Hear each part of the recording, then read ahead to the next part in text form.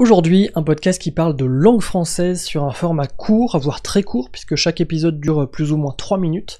Ça a été lancé en décembre dernier par le réseau Chose à savoir, donc Chose à savoir dont j'ai déjà parlé ici, qui fait des podcasts de culture générale déclinés en plusieurs thèmes maintenant et qui sont vachement écoutés parce que c'est des petites pastilles comme ça de quelques minutes. Et donc le dernier en date, c'est Franc-Parler, qui revient sur l'origine d'une expression, sur le sens d'un mot, sur une règle de grammaire, etc. Je vous donne quelques exemples. Faut-il écrire autant pour moi ou autant pour moi ? Que signifie réellement l'expression tomber des nues? Combien de langues parle-t-on en France? Booba, Jul, Eus l'enfoiré, quelle est l'origine de la moula? Opprimé, oppressé, quelle différence? Etc. etc. Donc vous avez vraiment une question, une réponse dans chaque épisode.